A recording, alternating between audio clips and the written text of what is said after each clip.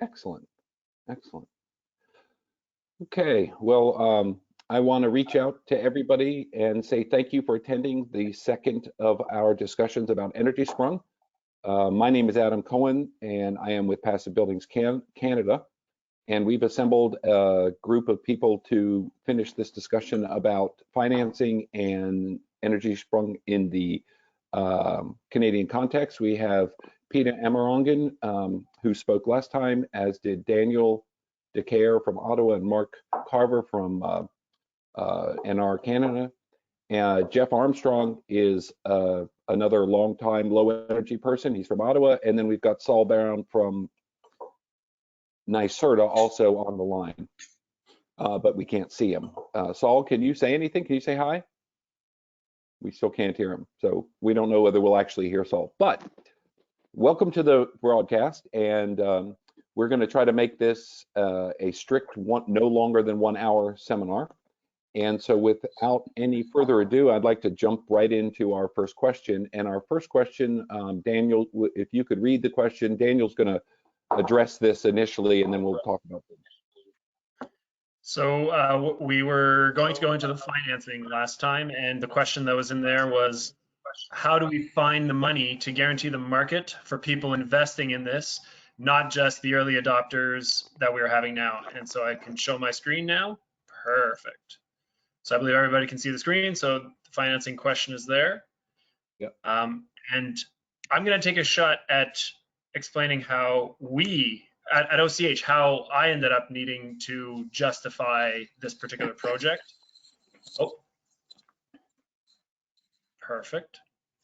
And the simple way of approaching it is that where we're dealing with a deep energy retrofit like this, we're going to need to spend money in these buildings regardless over the next couple years, over the next several years. In fact, like, we should be looking at a 20, 30, maybe even 50-year horizon in terms of how much money we will be spending in that community. So specifically for the prefabricated exterior energy retrofit in Ottawa, we looked at the capital repair plan for that community for the next 20 years. And you can see on the screen now, I believe everybody can see.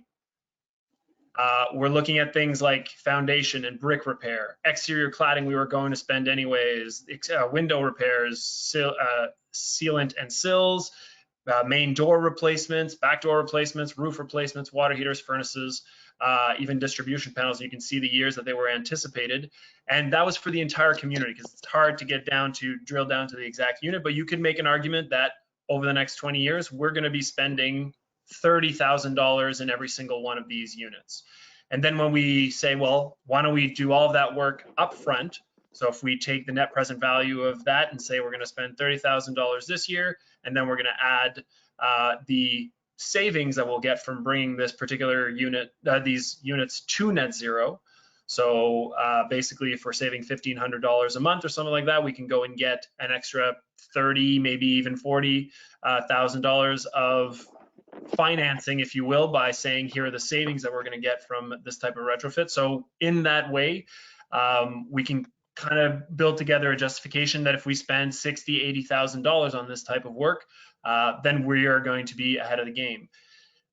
Definitely that is not where this technology is right now. Our retrofit is definitely going to be more expensive than this, but this is the approach that I took with our finance team, saying we need a solution for this, and here's how much money at least we anticipate being able to justify. And as right now the question is, how do you close the gap between what it currently costs and what the market would tolerate, which was essentially just be your deferred maintenance with your energy savings. And I've put up a couple of options right now on the screen that we're looking at for our portfolio, which include CMHC's co-investment fund, which in order to access, you need to have a certain percentage of GHG savings. I know that FCM is also looking at a new social housing framework to support projects like this through their Green Municipal Fund. So there's definitely some government organizations or some large national organizations that are looking at supporting that transition, maybe filling that gap, as we say. I think we also need some level of carbon pricing, some sort of the carbon auctions essentially that we had in Ontario until the government change were there to sell carbon credits, and social housing was actually getting the proceeds from those auctions to go and do projects that were saving further GHGs that were then sold back to the government, which put them on auction again, generating more funds. And so you've got a little bit of that circular economy, if you will. That also helped bridge some of that gap. So that is hopefully another option, because eventually you are, or you can go with the Energiesprong method. What they did in the Netherlands is essentially just go with a full ESCO model, an energy service contract that basically said, hey, we don't want to spend any money on this. We will keep our current utility rates and we'll just pay you, and you have to guarantee a certain performance. But definitely the economies of scale is how we're going to shrink the gap. Right now, when we're looking at doing 4 units, we're definitely high above that 80,000 per unit mark. But hopefully, as we talk about thousands of these and we bundle them all together in the same area with the same same topography, same template of building, we're talking about being able to chop off a third to half of the cost, and therefore shrink that gap to make it more and more reasonable. Thank you, Daniel, for preparing that, and thank you for talking us through. I'm not clear. This 28,000 number you have here on the that's for how many units? Is that for all of OCH's projects? No, so the total column was for 495 units. 495. So, which is the entirety of what we call Overbrook Low Rent 1, 2, 3, 6. Just some naming conventions from when they were built. And then I simply divided it per unit, right? Like, this is extremely high level. It's trying to come up with how do you get to an evaluation of how much you're going to spend.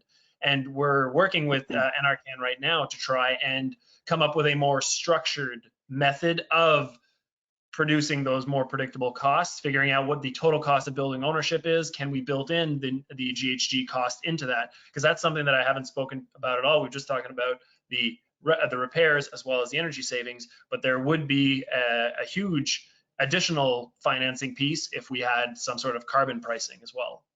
Yeah, and that I guess when just the experience that we had in Retrofit New York, or are having, from the very first day that we started talking about this, one of the leaders in this was saying that, you know, this is a really simple problem to solve if we would just value greenhouse gas reduction, right? So I think the bottom line is, how long will it take us to have the political will in Canada to make this something that we value as a society to bring forward? And I guess that's a political question more than anything. Yeah. No, absolutely. And that's it. Like those carbon auctions that I was describing, you could put that exact same model out there once again, and we would have finance. We would add probably, you know, maybe $20,000-$40,000 to each project of justified GHG savings that we could monetize, and then go after the funding in that approach. Right. And Mark, are you aware of anything on the national level working towards this? It's a good question. So Dan highlights a few of the different pots of federal money that could be potentially leveraged for this kind of work. I think that with the National Housing Strategy that's being led by CMHC, I think it's a great potential opportunity. I know that the National Housing Strategy is targeting retrofits to up to 240,000 units of social housing. And that's a bit of a segue perhaps into one of the other questions that we got about where is the market for this? And I think that is the catalyst to market, just like in the Netherlands, because we know there's such a demand in our social housing stock. In terms of other funding pots, the Federation of Canadian Municipalities and the Green Municipal Fund is the other one that Dan has indicated here, specifically for social housing. And we know that in the latest speech from the throne, that there were other commitments, and we expect that there are going to be other funding pots for retrofit coming down the line. The details of those, though, are not yet known. Yeah. So I guess you know, one of the issues here is that, you know, we're kind of in Canada right now in this pilot phase with our three projects, the Edmonton project, the Ottawa project, and then the BC project. But in order to start to scale the industry, quote, scale the industry, I mean, three is a pretty small one to start from, so it shouldn't be hard to double that scale, right? Um, there, to me, one of the um, obstacles is that in order to get entrepreneurs to really start thinking about how to address this in really creative ways, um, we have to get beyond the kind of burning soul part of the entrepreneur. So I think we're kind of in this phase right now of the people that are doing this really want to do it and are doing it in a way that is quite passionate and also not, you know, not looking towards anything more than let's prove we can do this and let's do it as best we can and let's all work for almost nothing and try to make this happen and because this is the right thing to do. And it's kind of similar to the way the passive house community started in North America. There was just a few people kind of really passionate, putting a lot of energy and effort and money into trying to get it off the ground. And what happened in the passive house community was that other people started seeing the success of what we were doing early on, who were, you know, losing money and working their tails off, and started saying, "Oh, this has a future." And then entrepreneurs started jumping in, and we started seeing, you know, creative people make this much more affordable, much more accessible. So it's not hard to see the passive house market in new construction because it's not that hard to get from existing code to a ultra low energy building with very little outlay of money. Here we have kind of a different strategy we have to think about, and this is the really tough one, is that in today's current environment with energy, the cost of energy, and today's current environment with funds available, the real question is how do we get these pots of money actually there so that when somebody wants to do a program like this or wants to do a renovation to net zero, those funds are there and secure enough so that entrepreneurs would feel comfortable investing in experimentation, research, and creating new systems, processes, products, et cetera, that they feel good in investing their funds to get us to that next level. So, you know, this is really one of these open questions that I guess we're going to, I'm going to, hopefully we'll have some more information on this, because to me, this is really the nut of the problem. I really don't feel like technically there's a lot of challenge here. I mean, I think we all know how to do this. We all have a pretty good vision of where we can go. There's a ton of smart people around that can help bring the cost down. But until we really have that kind of funding pot, until we have that pool to dip from that anybody can dip into that wants to get there, I think we're going to face headwinds with entrepreneurs. So I guess it's one of those things where, you know, it's going to take time, and that's the one thing we don't have much of. So, you know, I guess we'll just continue to apply ourselves and start hopefully trying to think our way creatively through the money on this stuff. Peter, Jeff, Mark, anybody want to address anything before we go on to the next question? Yeah, I was just going to say in response to what you just said, Adam, I think that the good news, like I agree that certainty of funding is critical. But it's even more critical if there was a very large capital investment required to get involved in doing this kind of work. And I really don't think there is. I think it's a fairly modest capital investment required to get set up to do offsite fabrication of components that can be used in this kind of retrofit work. So just a note, in case people are thinking that, you know, it requires, you know, hundreds and hundreds of thousands of dollars to set up an automated shop. It's just not the case. You really need a long shed and some good lighting and, you know, the ability to lift heavy panels off a table. And, you know, there's not a tremendous amount to it. And I would agree. I think that technically, I think we've solved this problem technically in one way or another already. The one piece that we're probably as the least familiar with is the whole building capture piece, you know, doing laser scanning and converting a laser scan into a reliable document that could be used to build components offsite. That's the more mysterious piece of this process. But everything around the building science, I think in one way or another, you know, you could pick up the phone and find somebody who knows as much about it as there is to know. Mm-hmm. I think Peter, did you want to add something? yeah, I think it's actually I agree. None of it is rocket science, but it's pretty intricate. The margins are really tight, and you've got to do. You need to be extremely efficient to make it affordable. I mean, and that's only going to come with experience, with doing it over and over. And I'm confident that there's already enough demand for. We don't need very many projects at this stage. We don't have the capacity, but if we make the leap of faith and start, there are enough projects to let us figure this out well enough, and hopefully as we get it figured out, the demand will grow, and the capacity and the demand will kind of converge, and we'll get those scaled up. But you know, it's going to be hard to get entrepreneurs to come in this. You know, people who are only motivated by the money are not going to be attracted by the margins that are here now. And in a way, that's not a bad thing. I think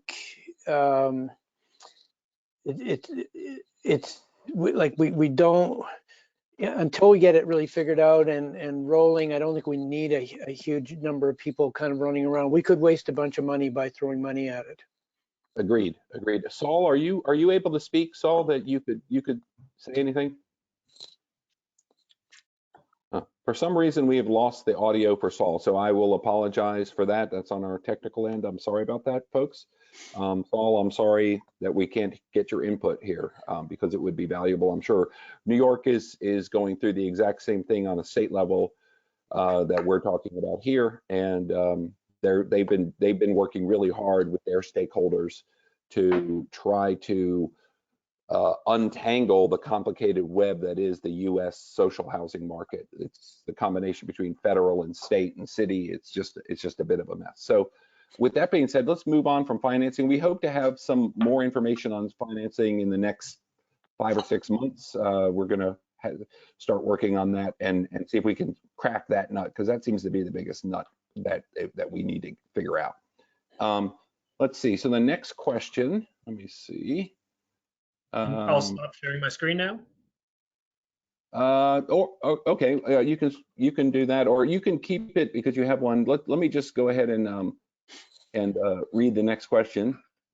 Okay, so this is the first one here. The first question is the impacts of Canadian geography on achieving economies of scale for prefabrication and ideas how to manage this. So this is something that I wanted to discuss specifically because through my role as an Edmund Hillary Fellow in New Zealand, we have very similar issues that we're studying in New Zealand as we're studying in Canada, in that we have a very, very large land area compared to the population density. So we're not Europe. You couldn't set up a massive factory in the Netherlands and expect to be shipped all over Europe with hundreds of millions of people within driving distance. So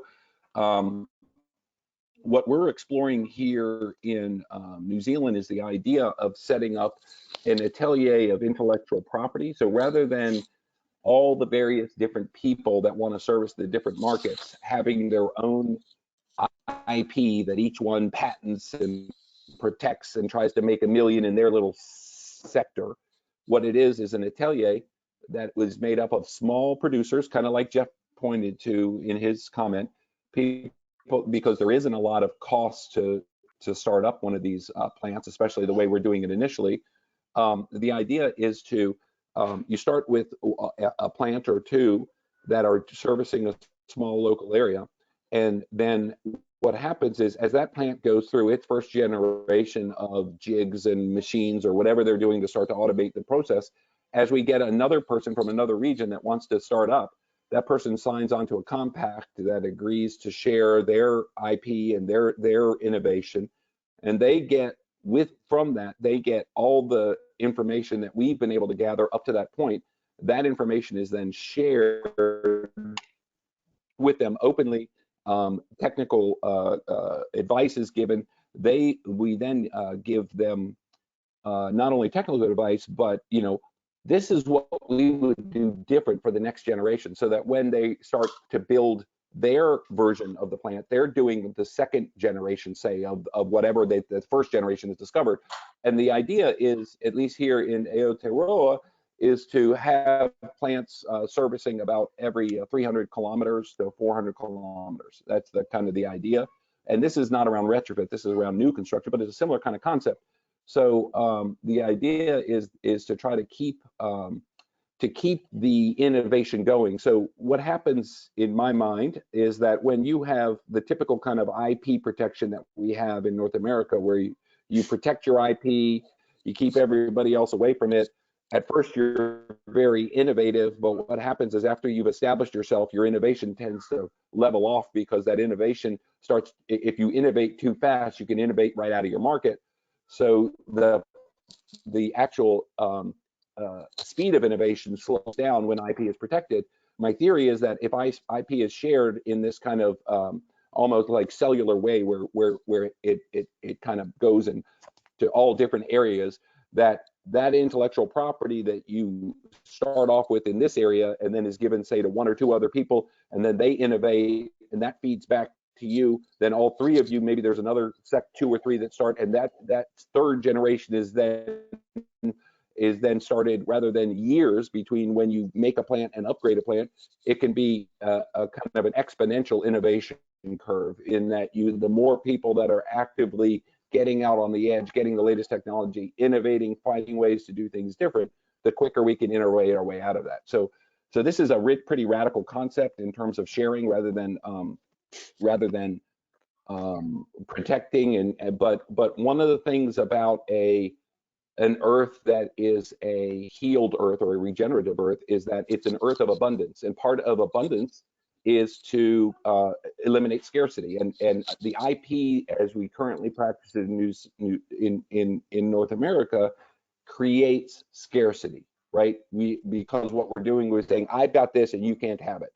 And that's creating, so we need to create abundance. We need to create a kind of circular feedback loop where we're all spiraling up together. And that's kind of my pie in the sky wish for the way that we would approach this. And for Canada, it seems that we have such similarity. We have population centers where we could have larger or more factories, but we've got a lot of centers where you can go out and build. If you could get a factory started for $100,000 or $150,000, or like Jeff says, just in a shed with some good light and a lifting machine, we could theoretically really start to make this something that we can move out and roll out all over Canada. So that's my 2 cents. I'd love to hear what you guys have to say. Well, I totally agree, and that's one of the that's really the foundational idea behind Retrofit Canada, is to become an open sharing of information, where we put up case studies of successful projects and how they did it, complete with cost information and as much information as people are willing to share. And we're going to start that with the Sundance project and some single family retrofits that we have here. And we're hoping that by kind of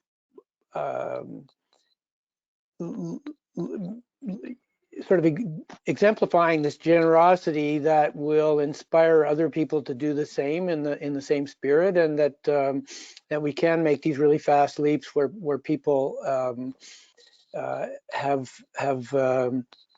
can learn from each other very quickly. And already we've got a guy in Halifax who's trying to start doing this, who's talking to Efficiency Nova Scotia, who we've been sharing information with extensively, and I'm very hopeful that he'll he'll get going, get some traction. He's really got the fire and the background. He's passive house trained, and he's working with good people there. Good.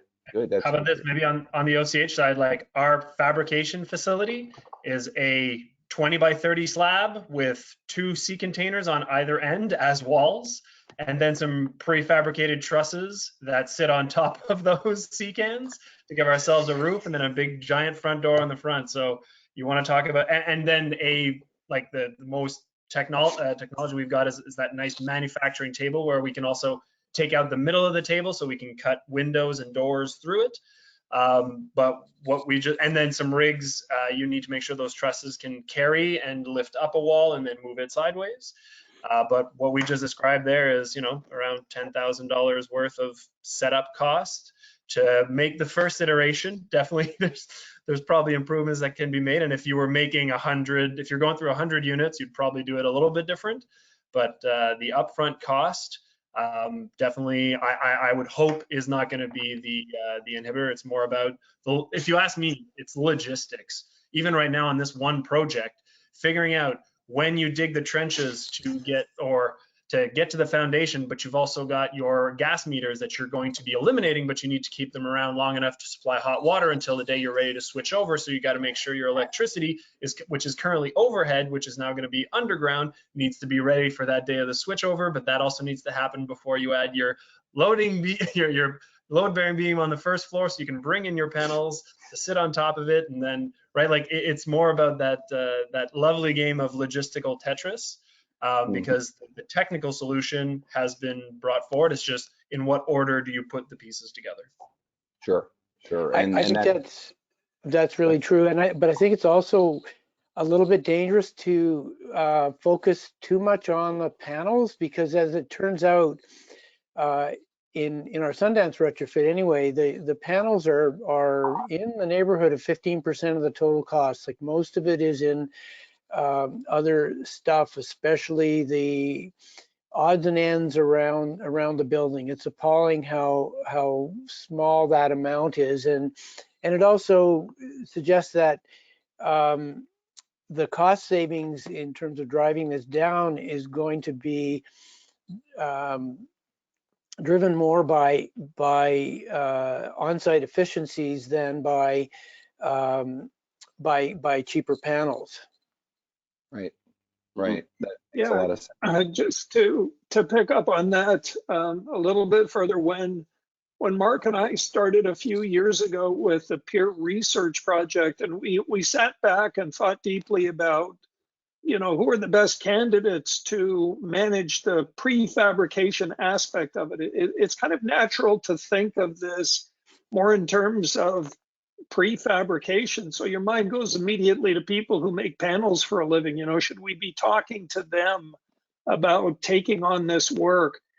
And what we've discovered, just as Peter has articulated, is that the panels are really a small piece of the puzzle on the one hand, and sort of the broad nature of these projects is they really lend themselves to being problems solved by general contractors as opposed to problems being solved by people who build panels for a living.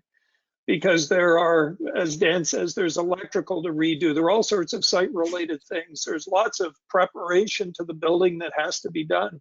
And I think more philosophically, general contractors are used to solving a different problem every time they go out, right? Yeah. Every project is different.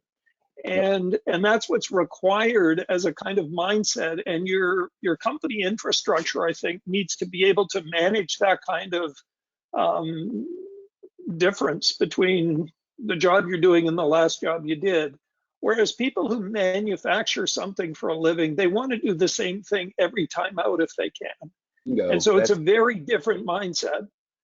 And we've discovered that, and that's good news, I think, because small general contractors who are looking to expand their base and maybe grow their business, this is a huge opportunity for them, because they're already familiar, if they're you know, if they're in business after 2 or 3 years, they already know how to roll with all these punches, and are probably very good candidates to solve this problem.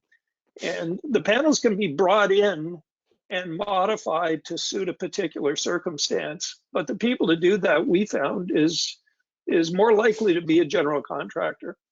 Yeah, the thing that I focused on in Retrofit New York that seemed to dovetail with what you're just saying, Jeff, is it seems to me the intermediate solution, right in the short term, is to almost, if you will, think about the vinyl siding industry. You know, the guy rolls up on a truck, or the person rolls up with a truck. They've got a brake, and they've got the vinyl siding, and they've got all the various parts and pieces that they might need to go around windows, to go around electrical outlets, to deal with corners, to deal with out of plumb stuff. And they cut and paste and kind of put it right on the building, and that eliminates a lot of the preliminary measuring and creating of panels and bringing the panels out and erecting them. It seems to me that when we started looking in Retrofit New York at kind of what was the existing technology that we were trying to come below, right? The existing technology for this is just wrap it in a sweater, right? Just kind of stick on insulation, put a render on the outside of the insulation, you know, and you've airtight it underneath that. So to me, you know, we were dealing in numbers to get, you know, a 150 mil insulation on the outside of some of these buildings. They were running us $16 to $20 a square foot installed, and the panel numbers we were getting were $75 a square foot and up.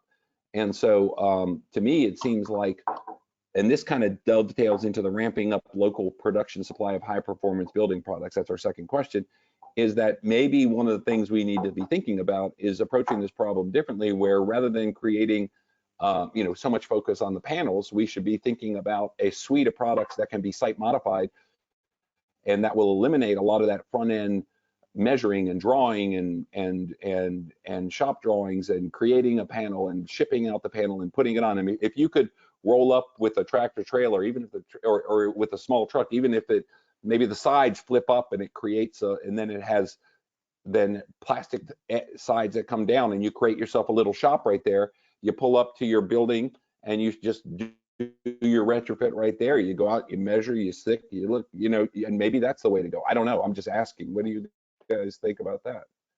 Hey, I've got some thoughts on that as well. You know, I think that our housing stock is so heterogeneous that there are always going to be certain projects where some sort of site-built solution is going to be required. You're going to need that flexibility. I think the real promise of this sort of prefabricated or a panelized approach is where you've got a lot of repetition and simple architectural forms. And so I imagine seeing both solutions rolling out in parallel. Certainly the focus of our project so far has been on a panelized solution, because I think that if we want to sort of, to whatever degree possible, standardize a solution and take advantage of offsite construction and the potential that advantages that it offers, that's what we have to look towards. And I was encouraged, we just had a meeting yesterday where we looked at different segments of the housing stock and what vintages would be most best suited for this kind of approach. And I think that's going to be a big piece of work that we need to look at. But certainly we've, you know, it was one of the reasons why I think again, we identified social housing as a really great candidate and catalyst market for this type of approach, where you have a lot of repetition in the stock, tend to be more simple buildings architecturally, and could lend themselves better to this industrialized approach. The other big advantage of that is we know we have a skilled labor shortage already across the industry, and that's only projected to continue to grow. So getting skilled trades on site who are familiar with all of the different details that you're going to encounter in a site-built solution is going to be challenging. If you can solve those ahead of time, I think that that's the only way we're going to meet the scale of this challenge. Yeah, and just one thing to add to that, Mark, is the notion that or the promise that prefabrication will be, if you build stuff off-site, you reduce the amount of time you spend on-site, and so you reduce the disruption to the building occupants. And that's particularly important when it comes to social housing, because people who live in social housing often have fewer options in terms of where they could relocate while the work's being done. They've got to stay there. So anything we can do to reduce the amount of time we're in their way, the better it is.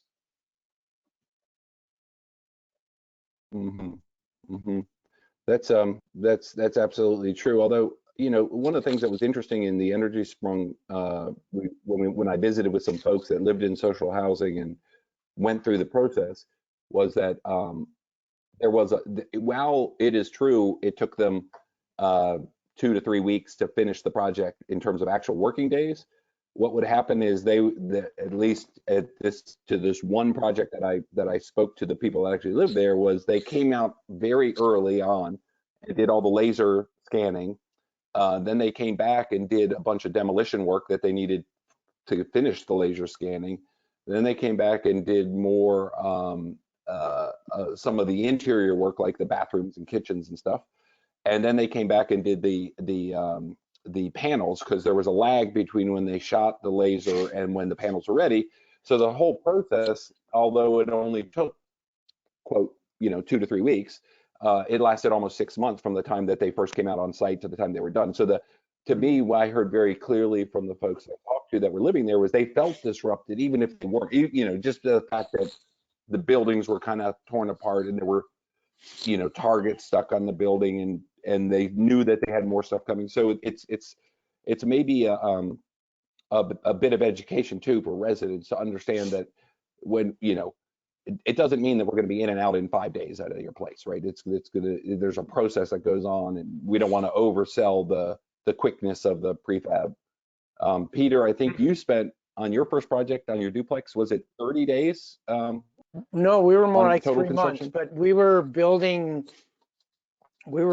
the panels on site, and we could only go one floor at a time because of limited room. And we were not, and at one point, early on, we had a very small crew. We needed to be deliberate and thoughtful about it, and record what we were learning, and make sure that we figured it out. Throwing labor at it would not have helped. It had to be really thoughtful.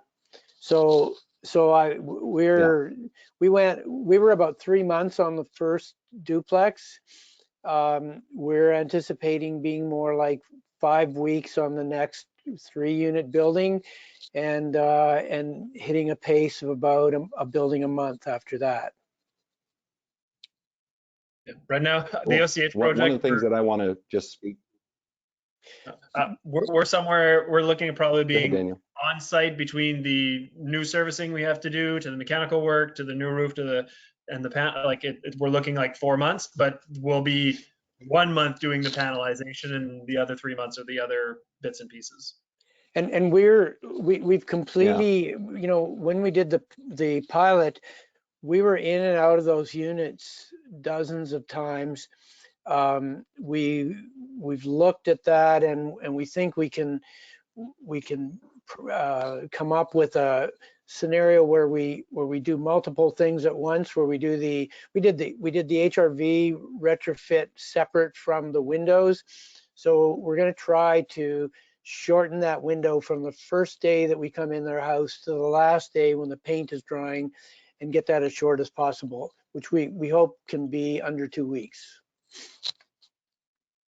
Good. Well, I want to be mindful of time. We've got about 20 minutes, and let me just move on down through the questions, if you guys don't mind. The impacts on Canadian geography on building capacity to support this work. I think we kind of discussed that in that first one. And if anybody, you can just move on to the next one. Where is the market? Is there a market? And how to and who will aggregate the early movers to create a viable market beyond subsidized demonstrations? Well, I think we addressed that in the first question, because right now we're in the early bleeding edge market testing the technology, and there is no market right now. Honestly, if you really look at it, because nobody else is in this space, and we're needing government funds to help us even begin this. So the market is a future market that we all see. It's massive. I mean, in Canada, we have so many buildings that are aging out and ready for renovation, and so this is going to be a pretty major effort, I think, more than almost anything else. I want to say politically, to get the population to value this. If we don't value this as a people, then we will not do this. We have to create a better future for our children, and if we don't really bring that into our hearts and really embrace that as a society, we're just going to continue to beat our head against a market that only thinks of dollars. One of the nice things that's kind of interesting about creating the market here in New Zealand is that the New Zealand government is trying to switch to wellness accounting, where their accounting is not just, their government accounting is not just around GDP and employment rate, but also considers like health, wellness, and physical wellness. And there's a lot of other factors that they're now looking in the way they make their decisions as a society. I don't know that that's a right or wrong way to go. I'm just mentioning that, there are forward-looking politicians that are thinking beyond just, dollars and cents. And I think at this point, we got to be really smart, but we got to use our hearts a lot stronger than we have in the past, because that's, I think, really what's going to get us out. There's a question about importing U.S. assembled components into Canada for demonstration, commercialization, challenges, solutions, and pathways. Well, I can tell you from working in the retrofit market, I mean, we're actually importing some of our solutions from Canada back the other way. So, I think with North America and with our closeness with the U.S., if there are products out there that make sense, we can look at it. But honestly, there's not a lot going on in the United States. It's not also going on in Canada. I mean, we're also very, very early in the process in the U.S. All the retrofit pilot projects, the Realize project, the Retrofit New York projects, they're just they're all just dipping our toes in the water. So there aren't that many products to really choose from. Now, if I'm wrong, or does anybody else want to speak to that? Well, the raw materials that we're using are readily available across the country. They're just as available in the U.S. as they are here. And the finished product is so bulky that shipping at any distance is going to get expensive. So I really don't think it's an issue that's likely to arise unless somebody invents something amazing. Yeah, like a spray on 2 mil thick paint that is, R40. Exactly. I've been working on that. Mega mushrooms. Yeah. Yeah. On one hand,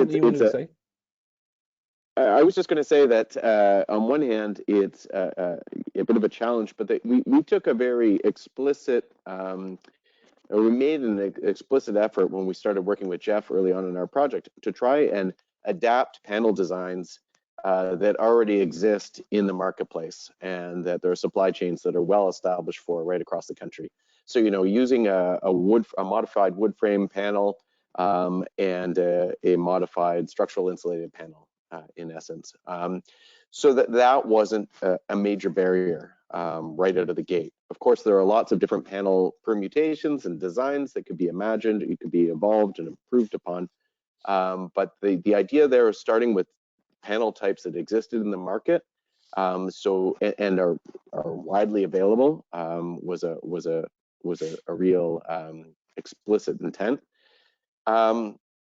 And I don't see necessarily a need to import a lot of expensive European or US manufactured products necessarily to do this type of work. That's going to add a lot of complexity and time and embodied energy to these projects that doesn't necessarily have to happen, I don't think. Mm-hmm. Yeah, I agree. I think we got plenty. It's all so simple, it really is. And Pete, Daniel, are you finding kind of similar to what Peter's found, that the actual percentage cost of the panels is quite small compared to the entire project?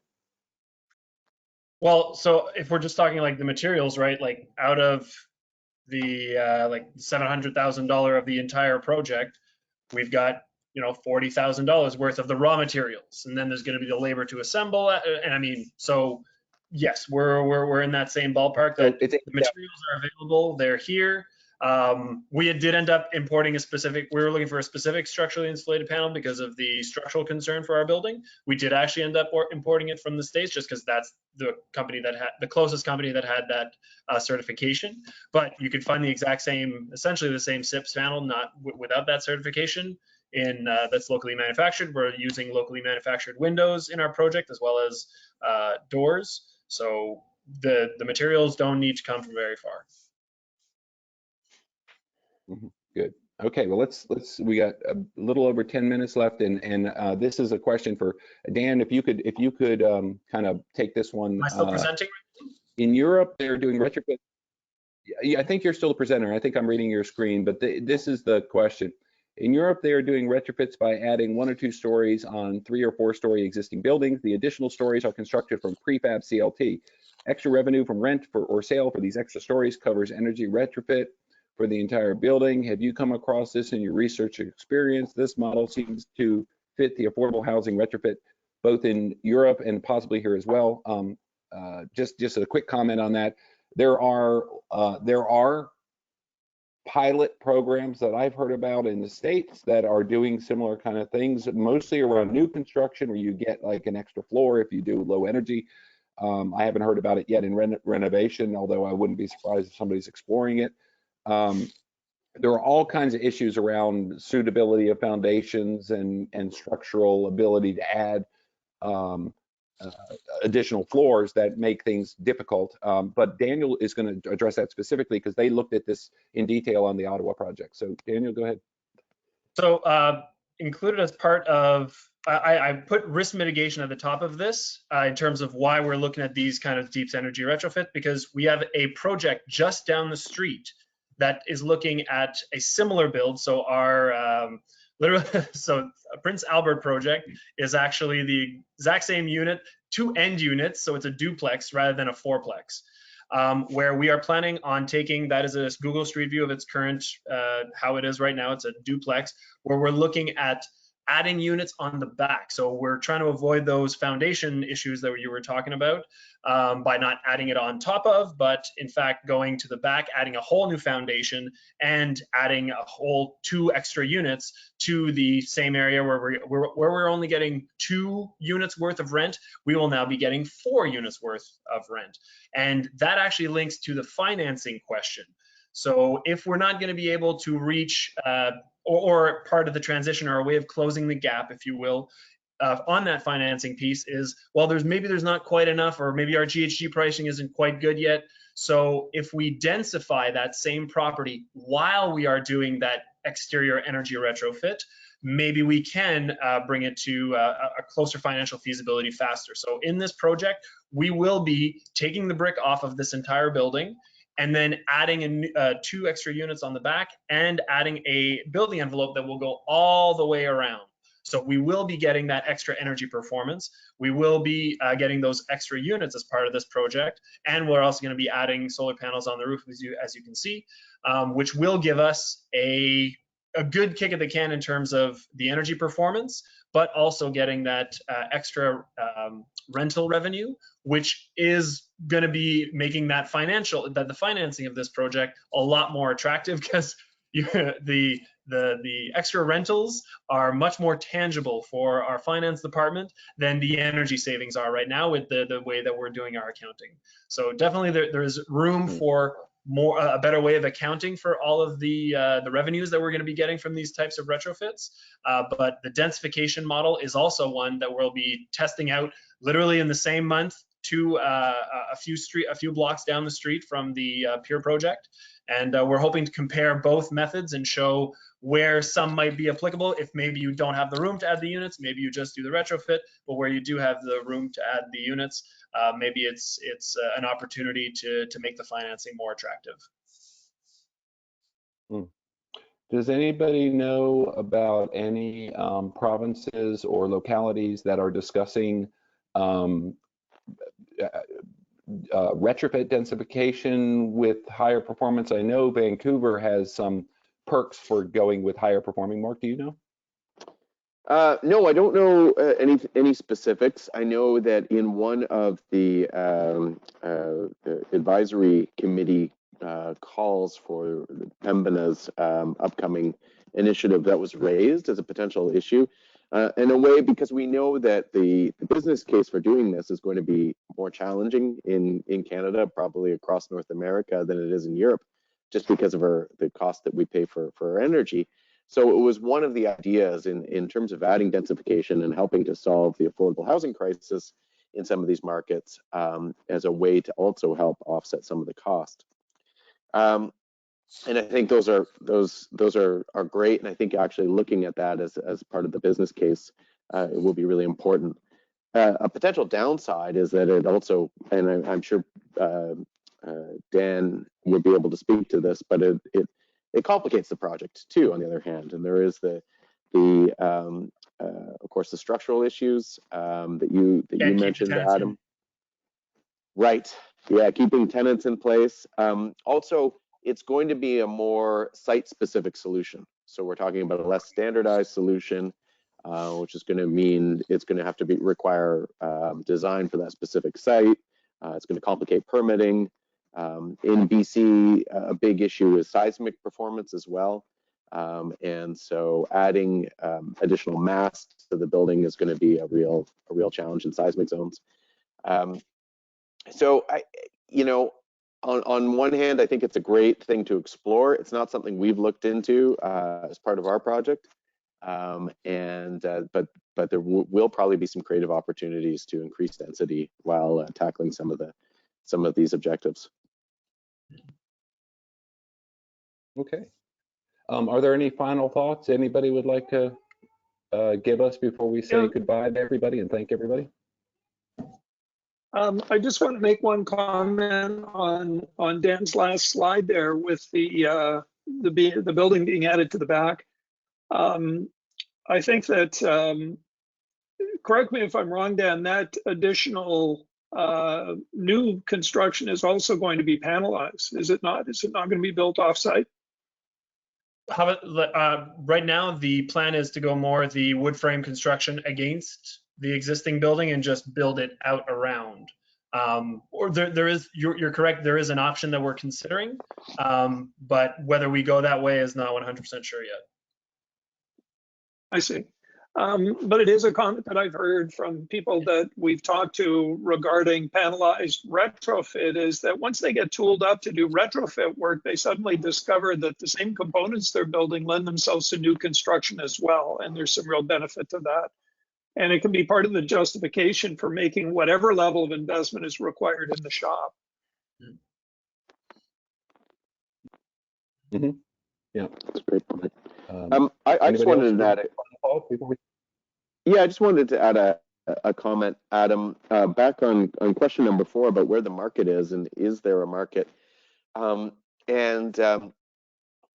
think one of the things that's so important about the European example and about Energiesprong and what's made it successful is that there were these explicit market development teams and who worked with the housing providers to actually identify the units, figure out what makes a good candidate building, and to actually get those soft commitments from the housing providers to move ahead with this. And I think that's a critical piece that we're going to need here too. And it's something that the Pembina Institute is positioning itself to do, which is fantastic.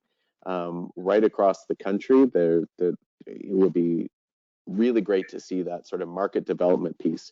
We're trying with our project to at least start with some of the supply side of the equation in terms of solution supplied, but the demand side is probably even more important, and starting to develop that market potential is going to be critical.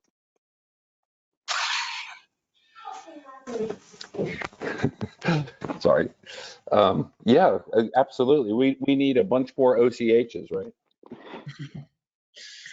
Well, we're hoping to be a good case study, and we're hoping to share it as Daniel- much as possible, because we are definitely not the only ones out there, but we do have, like, the reason we're looking at both of these options is because we have thousands of townhomes that are over 50 years old, that are at a point in their tipping point in their life cycle, that if we don't make some kind of investment, it's not strategic, we could lose housing units in the next 10 to 15 years. So that's why we're doing it. And Peter, do you have anything you want to add as we wrap up? I don't think so. This is a great discussion. I'm glad it's being recorded, because there are a bunch of people I would like to hear some of the comments that were made. All right. So Well, now I I'm want going to to come thank in. all the panelists. Thank you, everybody, for. Okay. Thank you, Terrell. I had some comments come in. Go I ahead, just Tara. wanted 3 seconds. Can you hear me now? Okay. So one question was, is anyone familiar with the MEETS approach from Seattle and the opportunity to engage in local PUC and deep energy retrofits? There was a mention of Mike Carver's sweet coffee mug. Then there was Manitoba's Sun Certified Buildings is doing an ES style approach to retrofits, big exclamation mark. So make it a 4 pilot project. And then the last one was, do the speakers see any limitations, challenges, and advantages with applying Energiesprong to mid to high rise? I kind of answered for you, saying it's an awesome idea. Most social housing in Toronto is towers, you know, the tower retrofit thing and that sort of thing, and how we tackle that. I think that's just a no-brainer, but that's just me, and I'm only the technical support. And I'm going to now mute myself so you can talk for 5 more minutes or so, and we will maybe do this again. Bye. Just on that, the tower Right. aspect. So half of our So- portfolio, actually 9,000 of our 15,000 units are in a mid to low rise product. And as we are transitioning into out of the the low hanging fruit, if you will, on our energy retrofits, we're looking, this year will be our year to do a very strategic approach to deep energy retrofits in high rises as well. So it is very much on our horizon, and there's already projects like the McNabb project in Hamilton, where they are retrofitting a 200 unit high rise to passive house standard. Once again, tenants are not in there. You are able to do certain things when the tenants are out of that. But we're definitely looking at similar solutions to be able to retrofit our high rises as well. Mhm.